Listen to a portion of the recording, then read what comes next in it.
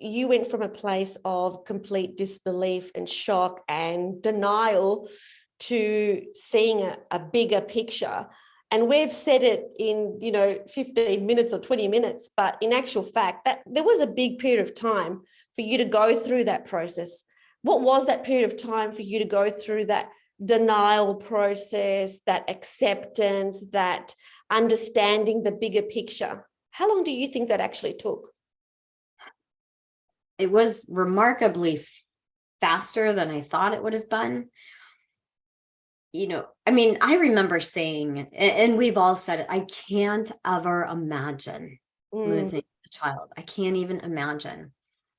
And yet we all go through the stages differently. It was definitely the stage of shock.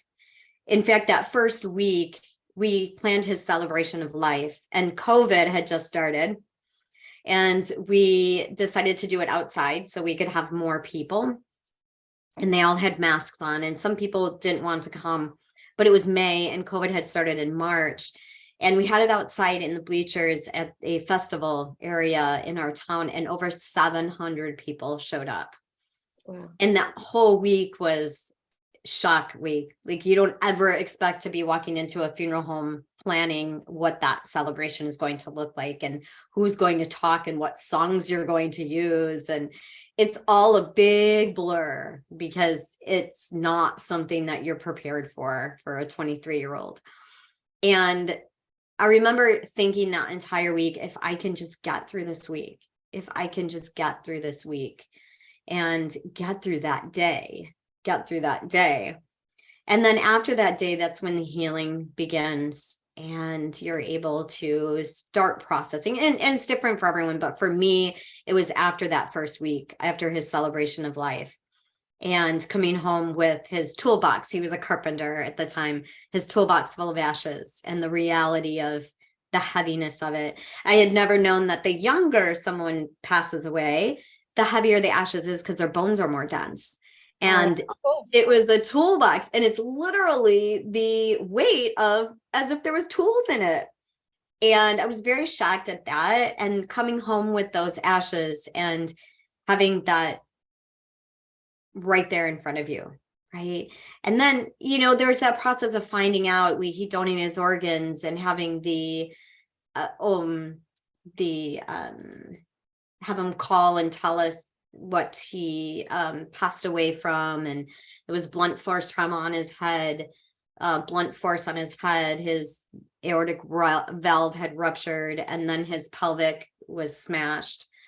So going through all of that, and then donating his organs, and what do you want to donate? And this is what we can donate. That was all crazy stuff when you think about it. And then finding out, and then, the police come and they ask if you're the parents, and they, that scene you see in the movies, that happens. And they just stare at you and they just tell you how sorry you are, and you say, thank you. It's just surreal. It's so real. And then I think it was approximately 2 weeks later that we found out that the gentleman that had pulled out in front of him was drinking too much. Mm-hmm. And that was another big blow. That's what I was going to say. That's another big thing, because you then found out that, in fact, there was a drink driver involved. And you then had to go through a process of, well, what do you do with this information now? You know that your son passed because somebody else was behind the wheel and drinking. So how did you navigate that whole situation? Yeah, and it's interesting you said that, because I was thinking that too, is when we found out, that first thought is, no, what do I do with this? He's dead. He's not coming back. It doesn't change anything to know this. And so what do you do with this? And my husband at the time and I were both in a space of, you can handle it different ways, right? You can be very angry. Mm-hmm. You can be sad. You can be not sure. I was in a space of, that poor man, because for the rest of his life, he is going to be punished that he killed a 23-year-old. And it led me into being open to allowing myself to forgive him, because I wasn't the one to punish him. And I knew that for the rest of his life, he was going to live a life of hell, because I would. And that was all crazy there. Then he was charged with 2 counts of homicide, and then 1 count of obstructing officers because he lied about drinking. And that was a 2.5-year process. That was a mess. And we weren't prosecuting, the DA was, the state was prosecuting. But that was a whole nother piece, because every time something came up, it was opening wounds and opening wounds and opening wounds. And we'll talk a little bit more about how I opened up to being able to forgive and starting to communicate with Josh on the other side, and how I now communicate with him on a daily basis, and what that looked like for me and what my process was.